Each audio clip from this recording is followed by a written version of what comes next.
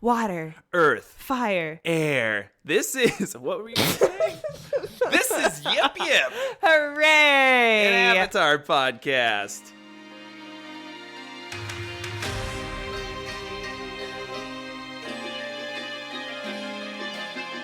My favorite thing that happened was Troy mentioning Mulan 1, as opposed to just Mulan, as most people would. But no, Troy decided Mulan 1 to make sure we knew which Mulan we'd be talking about. Yeah, because Troy's not most people. Well, I definitely am not.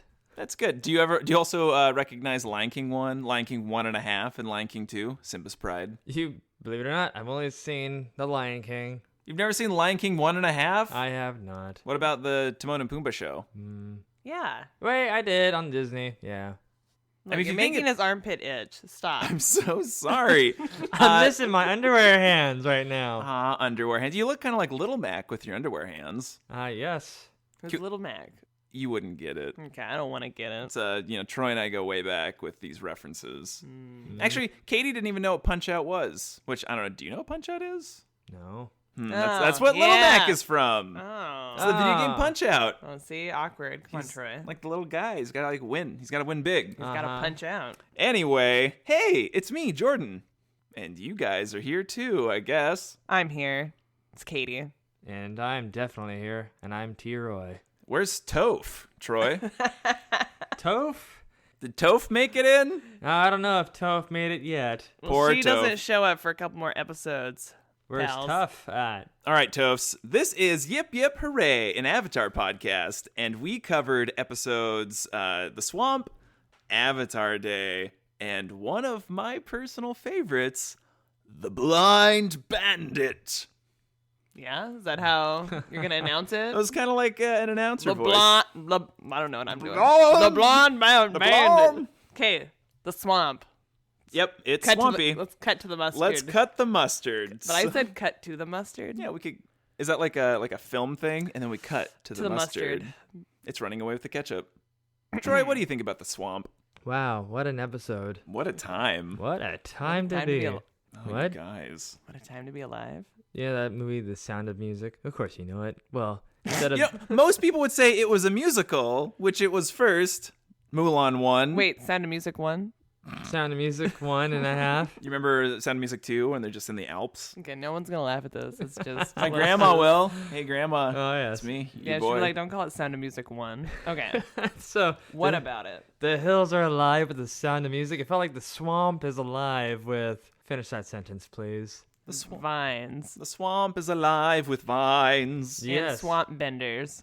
Okay, let's get into the swampbenders. Apparently, according to series lore, the swampbenders were actually ancestors to the water tribe. There were no women, just so we all know. I don't know how they've been reproducing for centuries. Or, the women are kept in the shadows. Shadow women? Or maybe they're asexual. I don't know. Maybe that's what Slim was for. Maybe they hatched from eggs. Who's Slim? Slim was the cat gator. And Katara never yeah, said yeah. anything about them not having their swamp women around. I'm surprised she didn't say anything about that. Like, where are all the women at? Like, Why would Qatar say that? You sexist man. right? Or Aang? I feel like Sokka would be like, where's the women at? Hey, ladies, where you at? I'm single, Oh, ready trust to... me, I don't think Sokka would have been interested. Not in a swamp lady? No. Okay, so the swamp, they're apparently derived from the water tribe, which is, I don't understand how or why, but it would be an interesting miniseries. I'd like to see that. Also, the two main hillbillies that we meet, Do and Tho, like, hell, I got one of them lemus. So apparently those two guys were modeled after other Nickelodeon TV show creators. They were modeled after Doug Nepal and Carlos Ramos. And apparently it was the result of a caricature war between those guys and the Avatar team. And apparently Carlos Ramos was the little guy, like, oh, that lemu. And they were like, oh, if you think he's unflattering, you should see what he drew of us.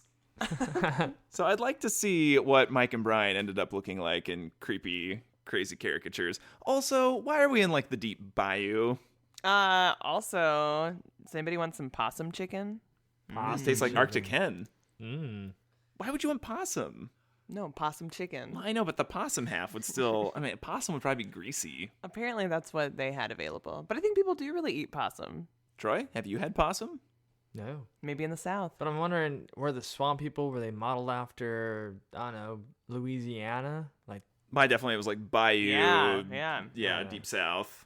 Maybe some Bama in there. Yeah, I mean, Our- if you're from the South or the Bayou, are you offended by that episode? Yeah, please let us know. Send us an email. we're sorry. Okay. Can we talk about the beginning where Aang's like, I'm being pulled toward the swamp and they're flying over and everyone's like not interested. So he's like, okay, bye swamp. And then like sucks them in because I guess they get hit by the tornado.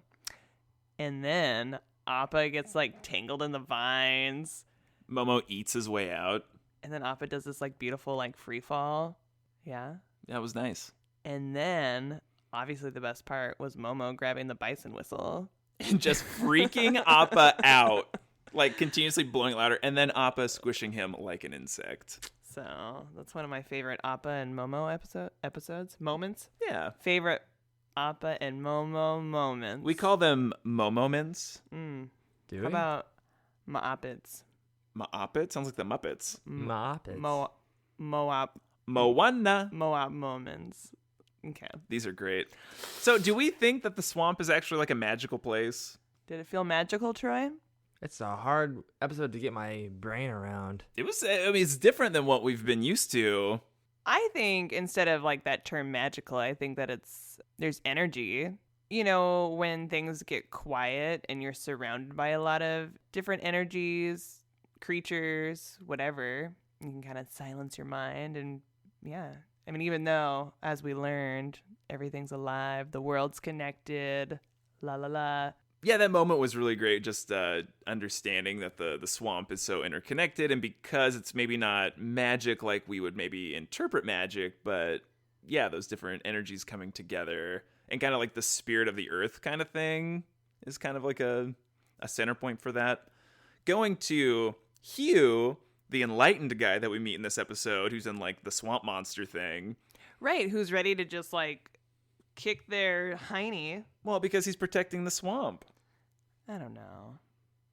I mean, yeah. These people are clearly not in touch with the world. Well, definitely Sokka, who is just so destructive and just keeps cutting all the vines. Well, Sokka's Mr. Logic. He's like, there's a reason for why this is happening. It's not the reason you guys are thinking. That we're just in a weird swamp and we're just gonna brute force our way out of here, which isn't the solution. Well, okay, and I feel like Katara and Aang asked Sokka to not cut the vines or like be so destructive. And yeah, to spite them, he's like, He's like, oh, I talked to the swamp, and the swamp said it's fine, and he's kind of a little rat. It wasn't a great moment for Sokka, but Sokka, I think it tracks for his character. He said he's the leader on multiple occasions, so being the oldest, he's obviously correct. Yeah. I mean, I can probably relate to that. What'd you think about the visions? Like, Katara seeing her mother, Sokka seeing Yue, and then I'm gonna be honest. When Aang was chasing down that giggling little girl, and there was like a boar next to her, right? So creepy. So I thought when they said that those are visions, and he couldn't recognize the girl, and he says, "Well, maybe that's something I'm going to meet." I thought maybe that was gonna be Aang's possible future daughter, and they have a pet boar in memory of Appa for whatever reason. That would have been kind of cool. That's what I was starting to think. You're like, oh, we're never going to meet this girl.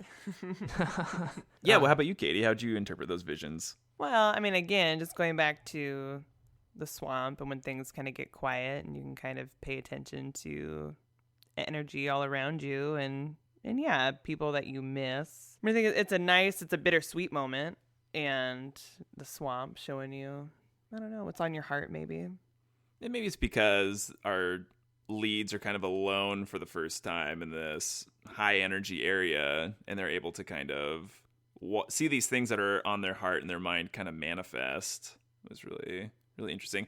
It was really sad for Sokka because I don't think he's obviously he hasn't processed what happened with Yue, and it's weighing heavily on him. But we don't get that opportunity to really hear him talk about that more. Mm-hmm. Like, he just kind of, like, brushes it off. Right. Even though if what's on Sokka's heart is what manifested in that Yue thing, like, yeah, Yue was not happy. You didn't protect me. And then Sokka is, like, having to deal with that. And I don't know, Katara probably blames herself for some reason for losing their mother. And then Aang gets the crazy trip one, which I don't know. So I think Aang seeing Toph was probably more to set up the rest. It was very plotty. Like, I think Aang would have seen like Gyatso or something. Right. I agree. I don't know if it was really like believable. And yeah, I think there was a missed opportunity for like kind of supporting Sokka. Oh yeah. Yeah. I think that probably would have been really nice to just acknowledge like their visions. But whatever. Troy? Yeah, and I don't have a whole lot to say about the swamp. It felt like one of those episodes where their personal feelings were really being thrown back at them, and I don't know, it was just a hard episode to wrap my head around. Circling back on Aang's vision, maybe it does track in terms of his character development, because I think maybe what's been on his heart is like being so focused on finding an earthbender. That's true. And so that's where his mind is at, which might be good progress for Aang. Like, he's not stuck in the past. Mm-hmm. So I'm glad we can talk through this. Yeah, that's true. Look at us. Also, when Appa and Momo are being chased by the swamp kids, why can't Appa just fly out of there? Well, I think they try to make a point that Appa can't fly out of there because every time he tries to leave, he gets wrapped up in the vines. Because Momo freed him, and then he got wrapped in the vines again. I thought there was something to that, but as I was watching, I'm like, I feel like Appa could do something right now, but no, he could definitely have just fought them instead of. He looks back, Momo's like bagged up, and he's like, well, gotta keep going. Momo also like just throws all their stuff at them. Like, he's tossing Sokka's pants, he's tossing just random things. Momo is not materialistic at all. I know, I feel like we don't get any resolution, like, to Sokka ever be like, hey, what happened to my pants? We don't ever talk about that. I mean, maybe they give them back. Oh, that's true. Well, you don't think it ended up in the swamp? I don't know. Let's talk about those outfits. Like, they're wearing giant leaves on their heads and loincloths. I can't get over it. And they're lanky. I don't know. There's something about the way they're the swamp... eating bugs.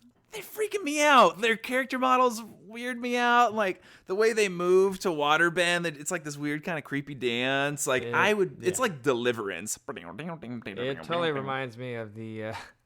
Oregon Country Fair, dare I say it? I've never been. Well, did they eat giant bugs? That's what they're like. Oh man, it was quite the show. What do you think about that, dude? I don't think they quite talk like that. They don't talk like this? I definitely saw many people with and without loincloths. Would you like to see me without a loincloth, Troy? It's okay. It's okay. Warm embrace. It's not weird unless you make it. Okay. But when they have their profound like tree talk with his name? Hugh. Hugh. Which is spelled Huu. Hugh. Wait, can we put a pin in what you're about to say? Mm-hmm. Okay. Hugh comes out as this giant swamp monster. Did you think that he was like actually a monster, Troy? No, I thought he was actually the master earthbender that Aang was supposed to meet. Oh, that'd be kind of cool. Like that was like some of his first lesson, because he goes, I feel like the earth's talking to me. I was like, oh, this episode's gonna get really deep, but it turned out to not get that deep, like at all, except what? It got super deep. Except for Sokka and Katara's visions. Those were like the only two deep things I found in the episode. We're going to come back to what's deep in this episode, Troy. But it's an interesting thing that you're talking about, Troy, like with the earth. Like, I think the plants, it kind of went to this weird kind of like hazy area between the earth and the water. And I think it's one of those moments where we see that the world is much more connected than it is different. Like, you're able to interpret that maybe it was an earth thing. They're using water. Mm-hmm. Yada, yada, yada. So I thought Katara had some of her best waterbending moments of the series so far when she's battling Hugh and the swamp monster. Like, she did that thing where she's like waving her arms around like a windmill and like shooting off like razor sharp bouts of water, and she like cut Hugh out. Mm-hmm. It was really good. Katara had a really good moment. She was definitely MVP of that episode. Every time Aang showed up in that fight, though, there was like this triumphant like flare of music that would crescendo. It'd be like, da-da! Like every time Aang would show up. And then he would like punch him back into the woods. and then Katara would actually be effective, and then here comes Aang again, coming out of the trees. Da-da! Yeah. Every time. Happened like 3 times, Yes, and it did. Aang didn't do that much, so he didn't Wow. deserve any of that. I almost want to rewatch it now, Da-da! but I'm not gonna. No, even I thought, wow, this is repetitive. He just keeps getting pushed away, and there's Katara doing all the work. Yep, it sounds about right. With no credit, guys. None. Okay. So then we befriend Hugh. He's like, oh, hey, guys. I'm cool. You're cool. We're cool. We're cool. And yeah, and I think I wish I had the dialogue, like what he says, because it's pretty. Well, it just so happens, Katie. Oh, good. So one of the things Hugh says is, we're all living together, even if most of us don't act like it. Yeah, and I thought that was pretty powerful. I mean, obviously Why? it still applies. I mean, you could apply that throughout history, in real life and in Avatar life. Yes. Say it again. Hugh says, we are all living together, even if most of us don't act like it.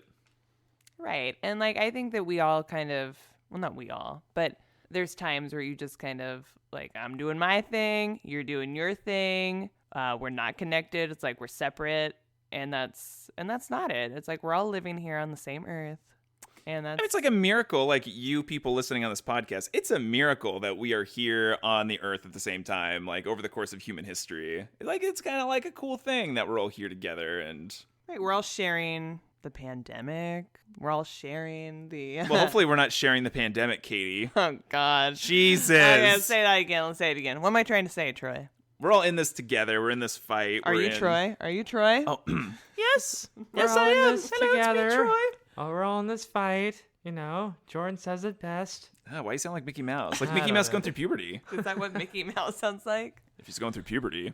Do you have more quotes? Of course I have more quotes. Oh, good. Okay, let's keep going. Okay, Yes. the other quote that Hugh says, it's not huge. I mean, the other one was more kind of enlightenedful, which with Hugh, there's more references to the Buddha with him. Like the Buddha reached enlightenment under a Bodhi tree, I'm not sure how you pronounce it.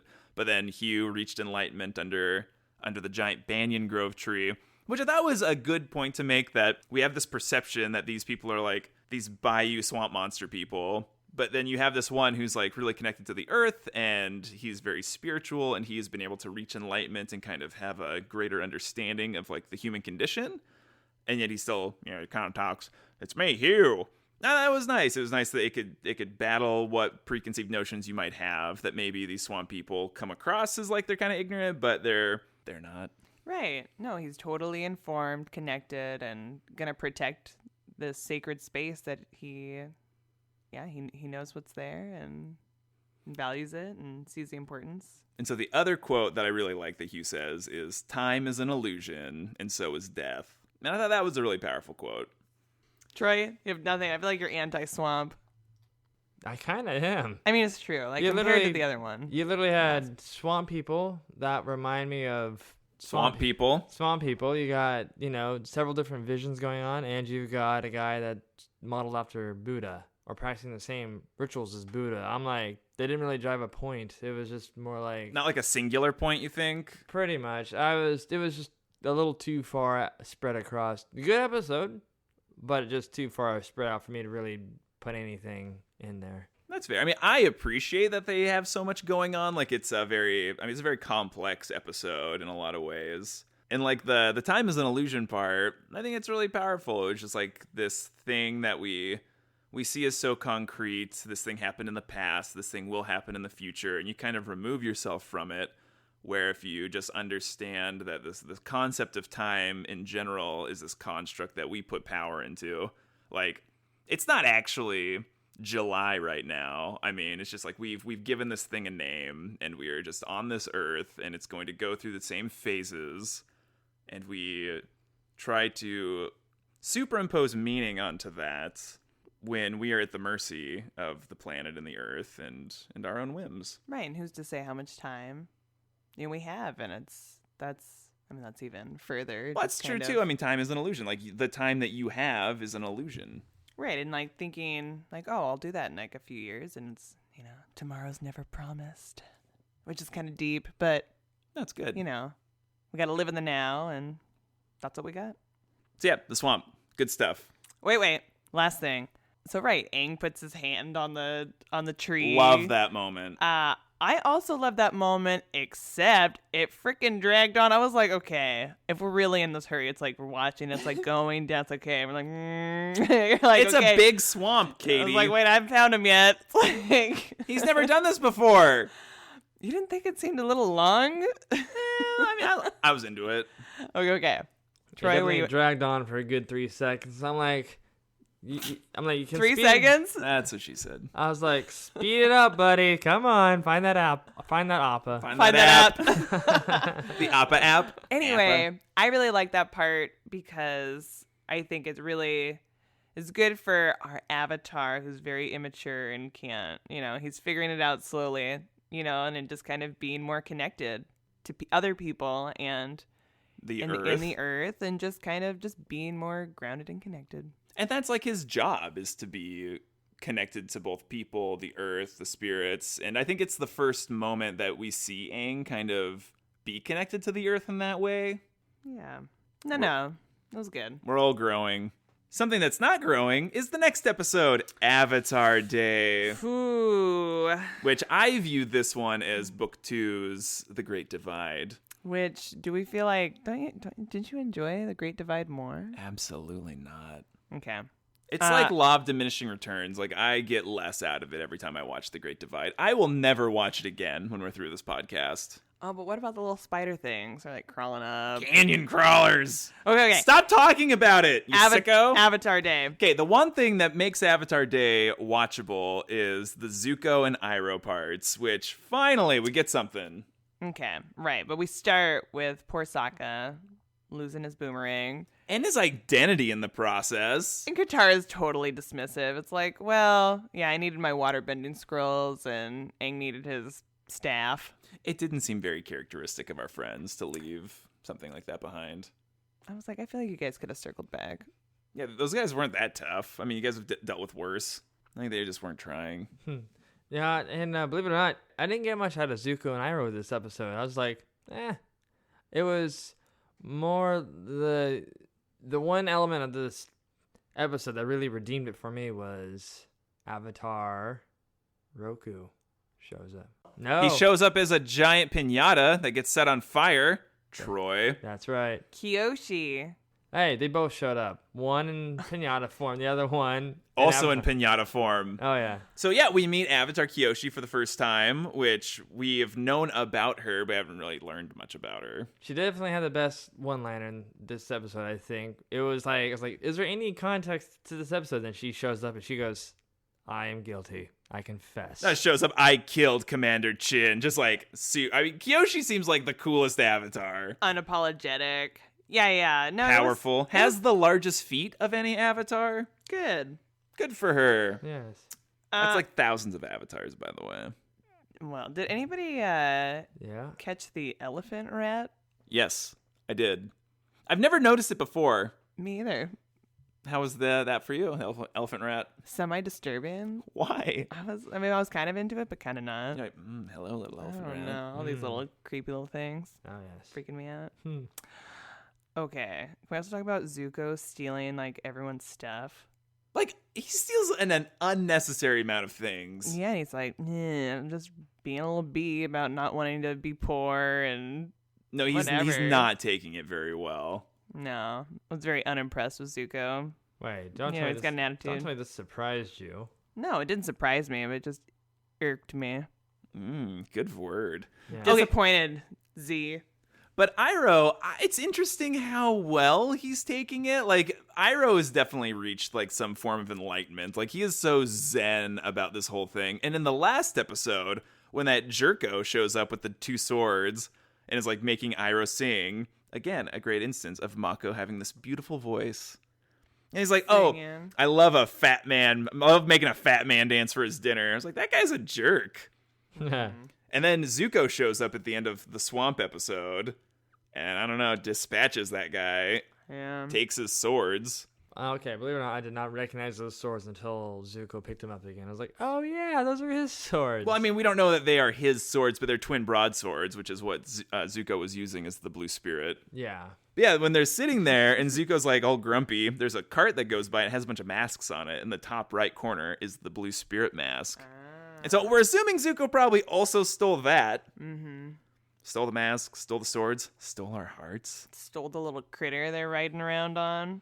Yeah, he's a kleptomaniac. Okay, back to Avatar days. So, okay, so they are, it was like, oh, that guy's like, oh, you're going to Avatar Day, right? And they're like, what? Anyway, so we find out the whole town, like, hates the Avatar. They were a great society till you killed our leader. The whole, all the extras in this episode, except for beautiful James Wong as the mayor guy, there's some bad voice actors. They all sound really, kind of commercially... oh, hey, it's Avatar Day. Did you know that we were a great society and then now we're all a bunch of heinous dwarves with drool coming out the sides of our mouth? Yeah. Okay. So then Aang gets put in jail and then he has that amazing time with the jail support group. Oh, yeah, those other inmates are fantastic. A+. No, they were a delight. No, we meet bald, neck tattoo, body tattoo guy, and he seems like he's gonna be really scary. He's like, hey, bald head, nice tattoos, dropping the soap. It's me, Carl. Get out. Oh, yeah, but the greatest moment, do you remember what the line was during the support group? The line? Yeah, the line, and I have it written down here. Okay, let's hear it. Don't the worry. Line. The line was... Don't be afraid to tell her how you feel. And the guy's crying, sobbing. What did Aang tell them? That there was a girl, and who do we think it is? Well, we're gonna find out. Mm-hmm. I'm not shipping anybody anytime soon. Not shipping anybody? No. Good. Not even me and Katie? Okay, so then to get Aang out of jail, we do Law and Order Avatar Edition. Brother and sister go on a hunt to big get some adventure. evidence. Sokka and Katara go on an adventure. And they end up going back to Kyoshi Island. And everyone's stoked to see them. Or so they think. It's Aang, but he's not there. And obviously the best one is Foam at the Mouth guy. Who loses his bananas. Yeah, just overly. He's almost as good as Cabbage Guy. And then he's so embarrassed when he realizes Aang's not there. He leaves. I'm assuming moved away. He left. It's a lovely moment. That was one scene that really dragged out. The fact that he gets up and he's looking around, wipes the foam from his mouth, puts the robe up over his head, and moves into the crowd. And the whole time, you got your eyes on him. But then I realized, did they have the villagers? Were they doing anything? No. They just stood there. Their background. They turned into a painting. No, I also had the same thought as I was watching I was it. like, what the heck? There's going to be nothing said between Sokka and Katara and these villagers. All this dude's picking himself up, looking at everybody y'all didn't see that? Okay, good. Wipe, sleeve, hood overhead.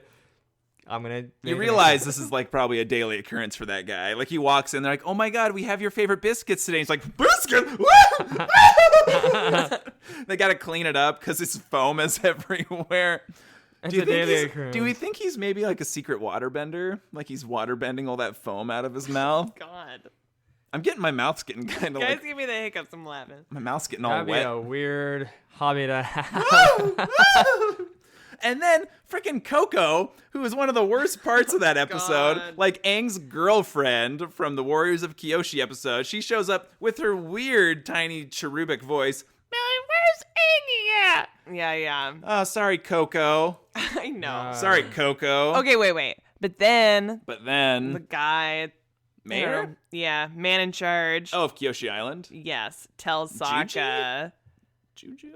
That Suki went off with the other warriors and she was so inspired by them. No, it was really great to hear that Suki and the other warriors were inspired to go and fight in the war. Does that mean that no one's protecting Kyoshi Island right now? They're on an island. What happened to the Unagi, the giant scary water monster? They're at peace. Well, that's good. Thank you for these answers. They're very inspired. But can we just like go to this moment? Like Sokka can't catch a break with the ladies right now. Like Yue's gone, Suki's gone. I'd like to see Suki again. I want to know what she's doing. Yes. Troy, do you miss Suki? Do you remember Suki? Do you remember all the clones? I mean, it's like Suki and the clones. I do remember. For you folks at home listening to this in your bathrobe with your cigar, Yeah. Katie has hiccups right now, thinking about foam at the mouth guy. Woo! Woo! Stop. All right. Troy, go. Oh, well, I remember Suki, but I don't exactly say I miss her. What? She's too hardcore. Yeah. She's a warrior, but she's a girl too. Remember, like in Sokka when he was peak rat and he was like, girls, bunch of girls beat me up. You remember that? Yes. And take him down. This episode didn't come across as an episode where if she was there, it would have made that big of a difference. I mean, That's fair. It's actually for the better because this was actually Sokka's most cringiest episode by far. That's right. You know, I want to solve it. Shut up, Katara. I'm going to solve it. I'm like, who are we going for? Are we going for Go-Go Gadget? Are we going for Sherlock Holmes? Like, what are we doing, Sokka? Why is Go-Go Gadget number 1? Not Inspector Gadget, you guys. He's got a name, okay? He's not Go-Go Gadget. You don't call Goku Kamehameha. You don't call Ash Pikachu. You're staring at my neck, Katie. No, I'm staring at your cheek. Is the vein bulging? No, Is I my don't know if it's first- blood or if you got it's pen. Blood? Red Oh, pen or man. blood? Oh, it's definitely blood. I am bleeding. No. Okay, so But we yeah, get Sokka as a detective. What? just a really cringy episode, and I can see why you think it has low ratings. I don't know if it has low ratings. I just think it sucks. Okay, let's move on. Let's move on. Wait, I want to talk more about it. When they're like, oh, we have evidence, and James Wong is like, that's not how our court system works. I was like, oh man, more parallels to our world. Oh yes, this is called justice because it's just us. I'm like, that seems familiar. Cool, guys. Okay, also, the Rough Rhinos are based on Teddy Roosevelt's, like, cavalry brigade called the Rough Riders. Oh, I don't know if any of them were firebenders. Or maybe they're earthbenders, and that's how Teddy got his face on the side of Mount Rushmore. Wow. But Aang gets to change Avatar Day, so he gets to change another part of the world a little bit more. It's true. Yeah, they come and after he's going to be dipped in boiling oil, hot oil. Boiled in oil. Oh, yeah. And then they have a change of heart. Like, hey. No. Your mission is now community service. Yeah, so that's good. I don't know. You were laughing when Aang shows up in like Kyoshi's makeup and stuff. oh yes. I was. But can we please just for just a second, just relish in that one moment that really redeemed this episode, just a little bit for me anyway. We already talked about Foam Mouth Guy. Avatar Kyoshi, when she shows up, I killed the general, and then they go back into history, and you see her That earthbending, flashback is super cool. earthbending and firebending simultaneously. To me, that's spectacular to show what Aang is truly capable of. Yeah, maybe Where he's at now and where he can actually build towards. Katie is no longer able to talk. She is full of hiccups. I am. But It's great. It's cute. But it's great what you're saying, Troy. No, I think the fact that we get that flashback with Kyoshi is crazy because she is like literally moving continents. Like, that was wild. What was it? It was episode 1 of the season where, The Avatar State.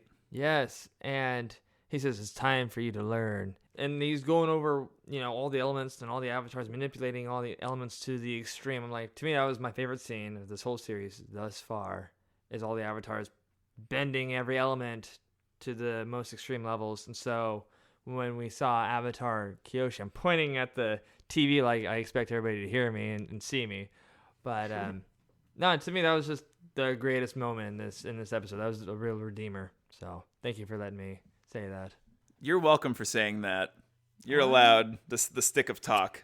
All right. I think everyone wants to be done talking about this episode. One more. Okay, I really liked how they dispatched of the Rough Rhinos. Like, it was pretty clever. Back to the Rough Rhinos? Back to the Rough Rhinos. So as they're laying It's the siege to Rough the town, Riders. our little ragtag troop are like taking him out pretty cleverly. Like Sokka comes out in his little go-go gadget hat. He's got his extend-a-monocle. He like shines a light to the archer guy who shoots a fire arrow to bomb guy's satchel. Totally Inspector Gadget move. Exactly. And then Katara shows up and she's like whipping the rhinos on the butt. She does it like twice to like get him to move after she like causes shenanigans. Like she deflects ball chain guy. She deflects his balls and they wrap around him and then she slaps the rhino and they run away. I don't know how far they go. The rhino just goes forever. And Sokka gets his boomerang back. Oh, he gets his identity. Congratulations, Sokka. Let's end it there. And then they have to eat raw dough. That was a gross way to end the episode. I know. I'm like, should we make some and tell everyone how they taste next that episode? Sounds gross. So we tried the raw Avatar day dough. No, see, you've eaten raw dough. That does not. And I'm not talking about like cookie dough, people. It's like sometimes Jordan is eating. I don't like, or if I'm making bread. The little leftovers in the bowl, like after you take the dough out. Isn't that sick? But like not in a cool way. I don't know. I've done it.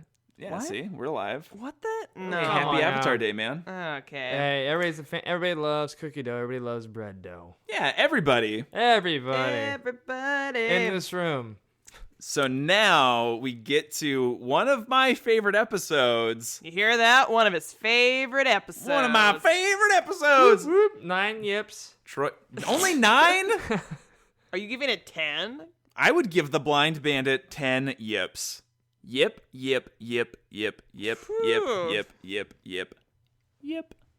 All right. Well, Okay. I'm not Heck going yeah. there.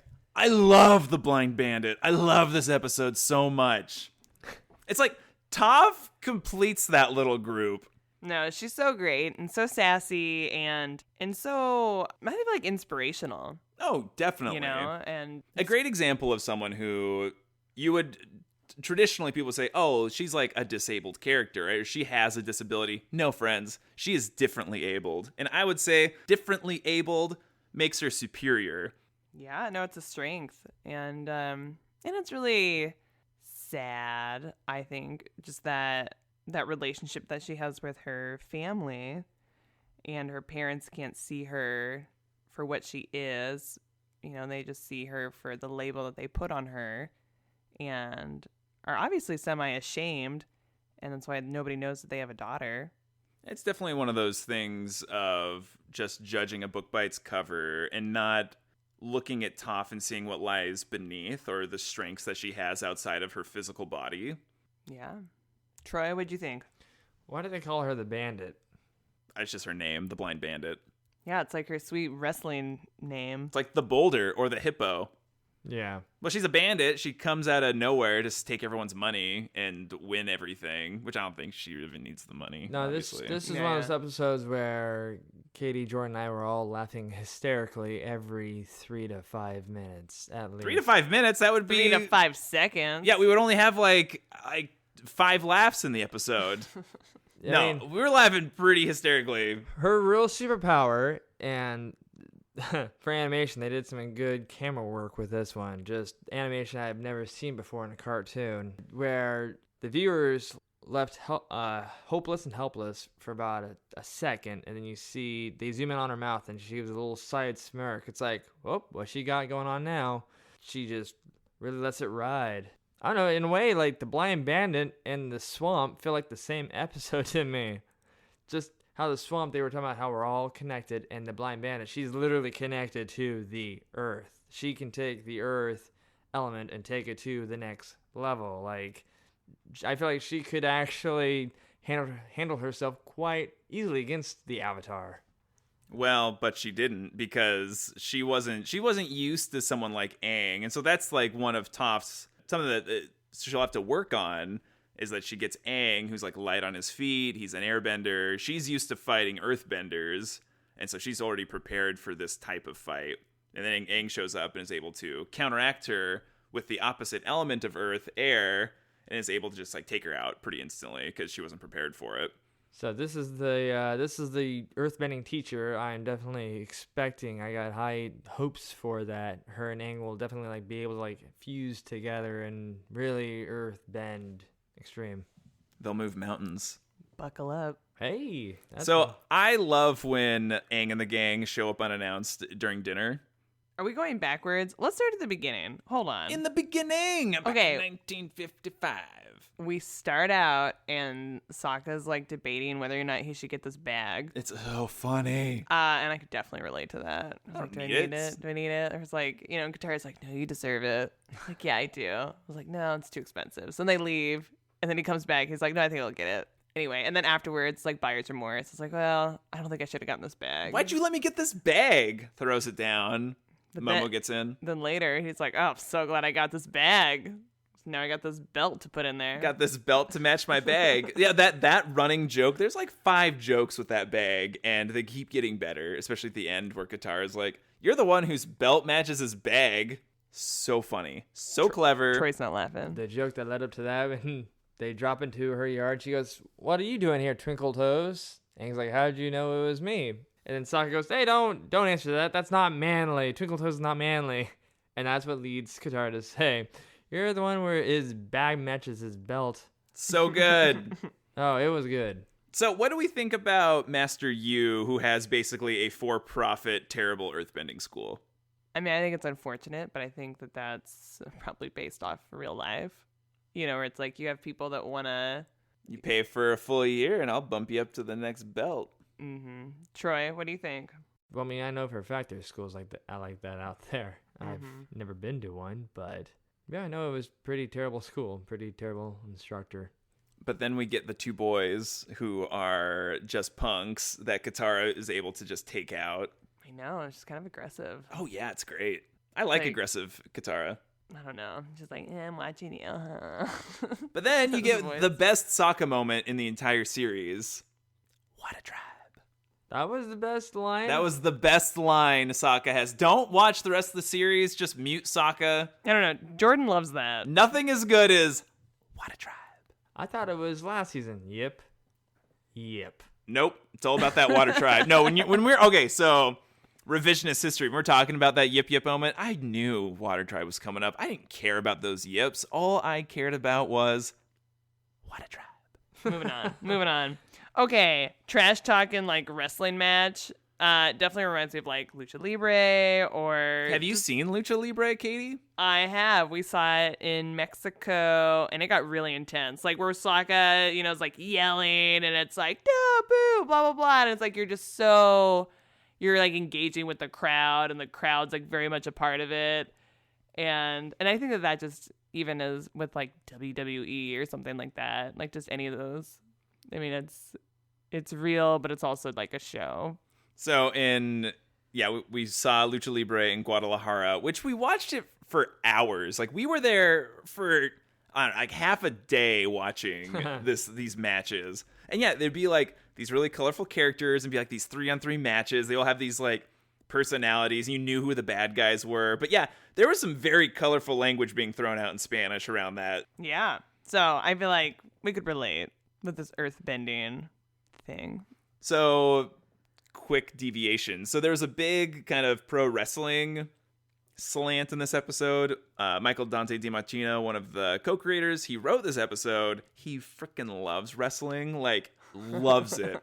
And so that was where a lot of that was coming from. And the boulder is obviously ripped off of famous WWE legend Hulk Hogan. That's supposed to be a joke. You guys are supposed to react. Wow. No, The Rock, you guys. He's supposed to be The Rock. He is? Yeah, he talks in third person. That's what The Rock does. He does? Do you smell what The Rock is cooking? No, I guess I've never seen him. You've never seen The Rock? Troy?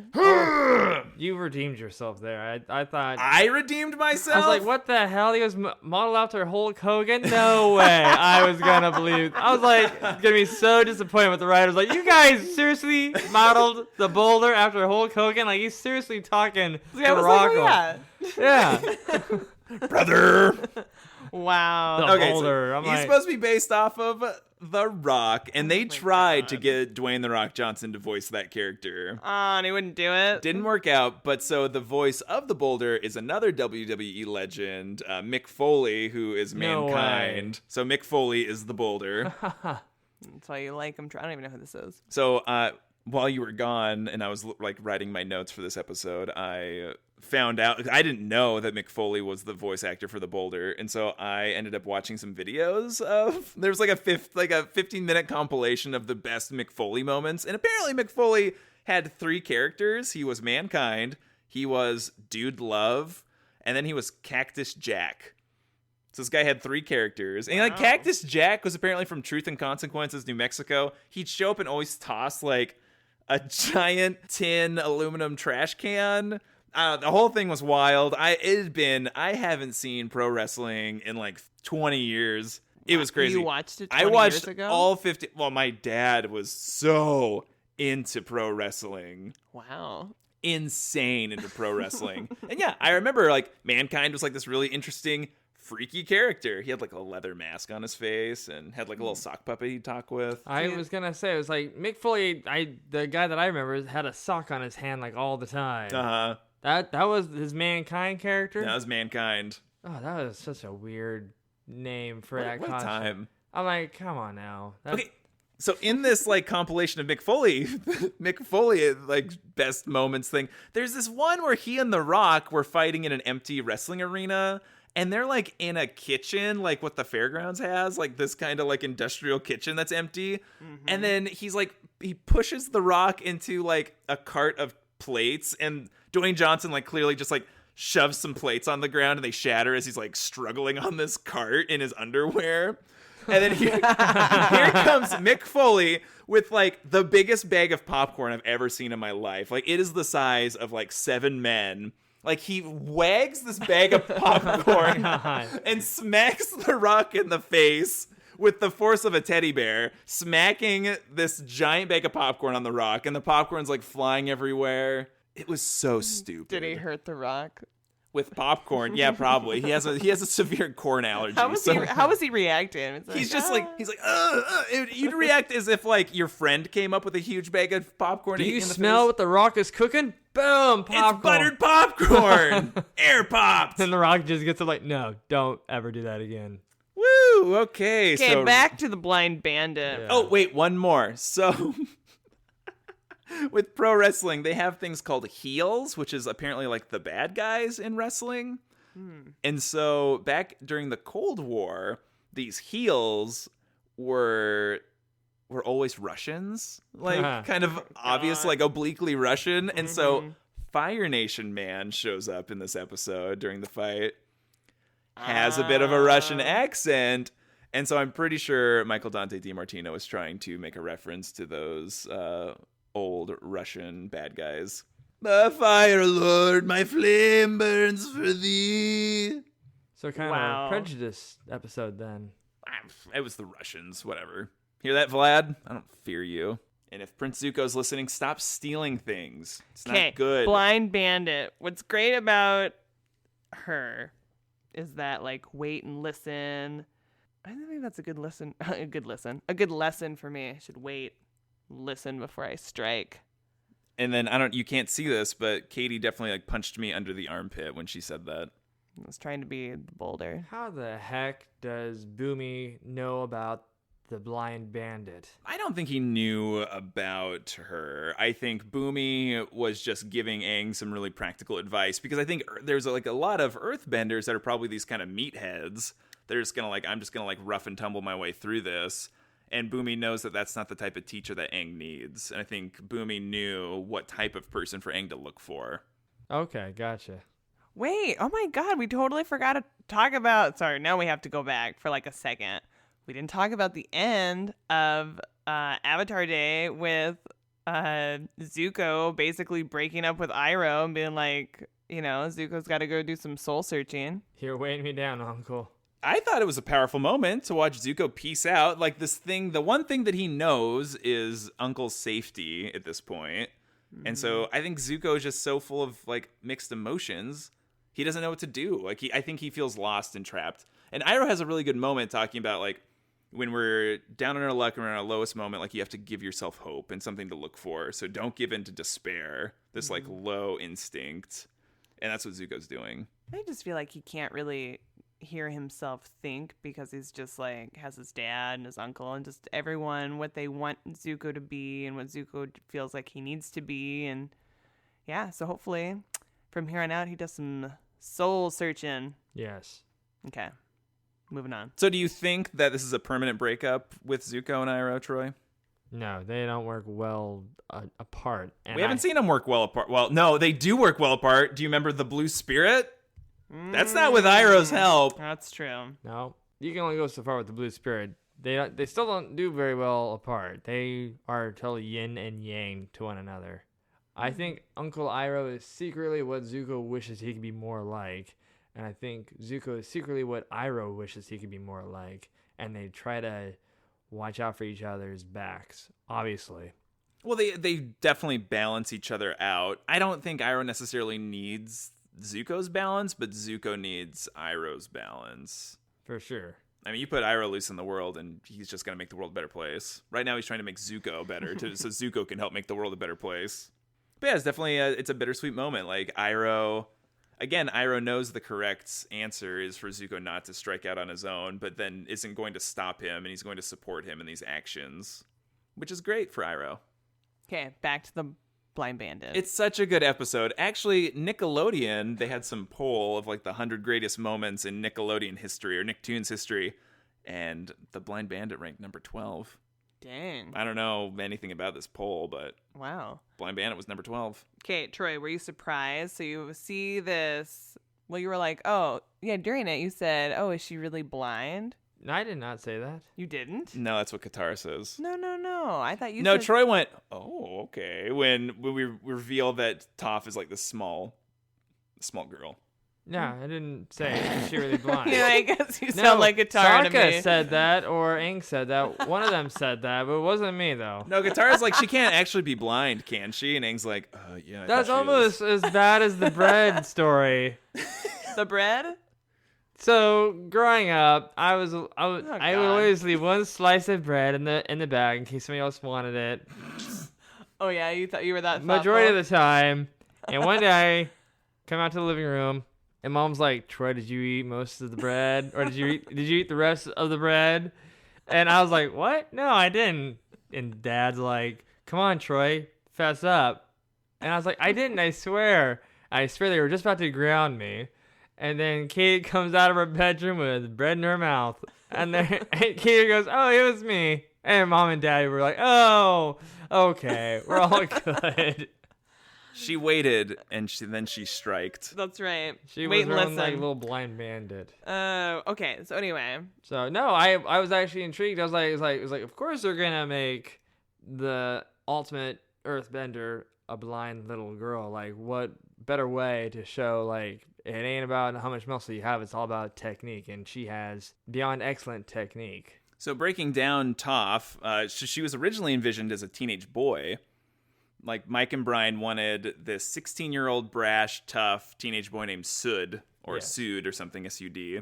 And then Aaron Ehas, like one of the head writer on the series who lobbied for Yue to have white hair, was like, guys, you have to make this character a girl. And Mike and Brian were like, Nice, you guys. I know. Well, we can talk about some of their decisions anyway. But then they were very, they warmed to the idea, and then they realized they could bring on Jesse Flower to voice Toph, who voiced Mang in The Fortune Teller, which Troy kind of skipped through.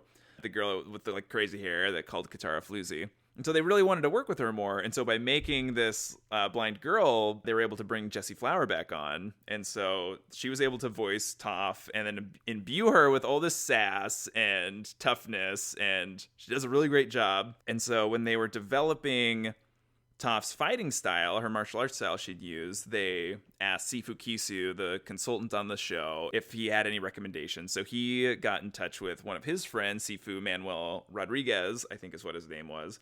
And he recommended the rare Southern Mantis style, which is called Chugar versus Hungar from what the Earthbenders usually do. And then as legend goes, the person who ended up creating the legend on how this style was coming to the world was created by a blind woman. So pretty interesting that's how that works out. Definitely. That is interesting. I mean, could you pick up that Toph was like working on like doing like a different style of martial art? Yeah, I think that's probably where I said, oh, okay. Well, she kind of like has her hands up when she's like fighting at the beginning, which I thought was kind of interesting. Yeah. So, Troy, what did you think about, like after Aang tries to talk to her and then he throws her off the stage and then she kind of storms off like, I'm out of here. And he tries to follow her and she kind of disappears. And then they find her. Oh, they sneak into the Beifong estate. Right. I mean, how was that for you to find out what her normal life is like? I'm not surprised. That she wasn't just this like rough and tumble chick all the time, just like her alter ego. For instance, there's no way a little girl like that's gonna get mixed up with the WWE guys of the Avatar world. But she does. And she does get involved, but it's like, since it was such a show, I was just like, And then she storms out. I don't know, just her at her rich parents' estate. I don't know why that didn't like surprise me at all. What about just like her family? Did you think like her parents were going to come around and be like, yeah, go free? Bye, Troy. Well, Troy had to leave. Just peaced out.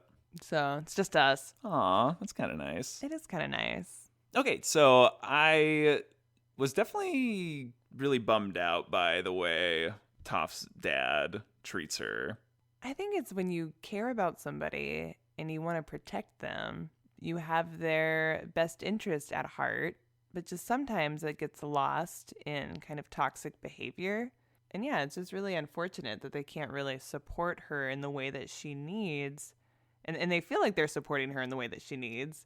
Would you argue that he was blind to her needs? I would argue that. And I know, and I kind of don't remember how this works out. Oh, yeah, because she takes off, and then you get this last bit that he thinks that Aang has kidnapped his daughter, and so he pays the two dudes, Jinfu and Master Yu, to go after them. Yeah. Uh-oh. So we'll see. I kind of feel like it's a happy ending. I feel like they come around. But yeah, I feel like Mom doesn't have any opinion.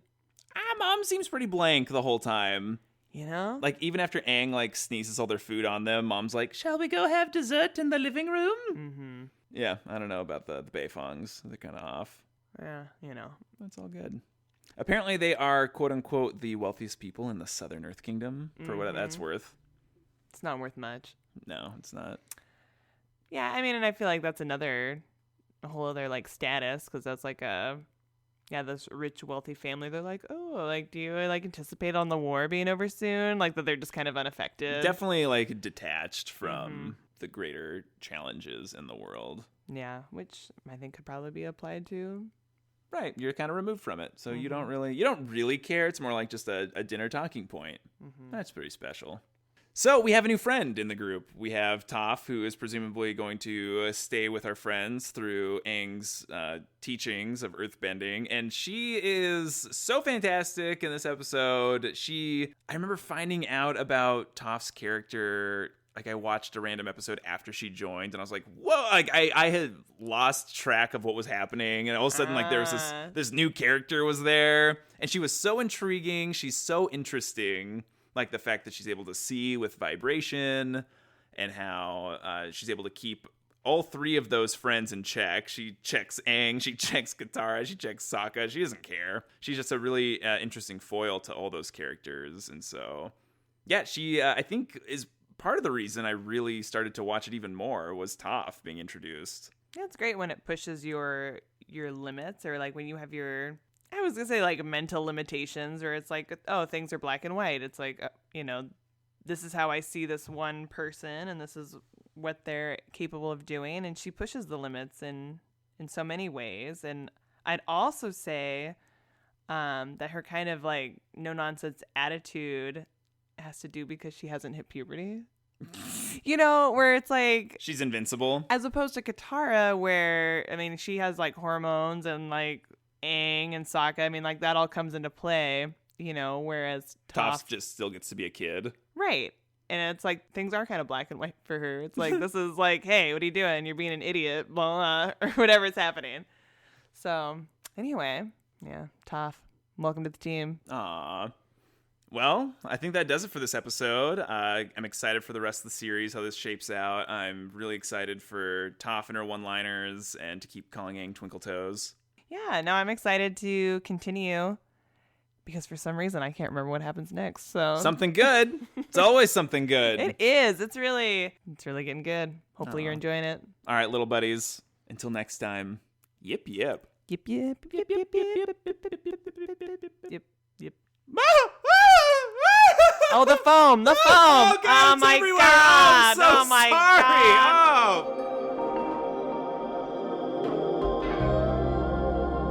God! Testing.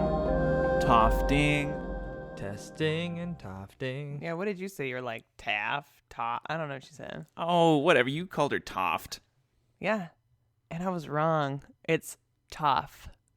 What did I say? Like Toph or something. Toph. Like Topher Grace. Oh, that's what I was thinking of, Toph for Grace. No, but it's Toph.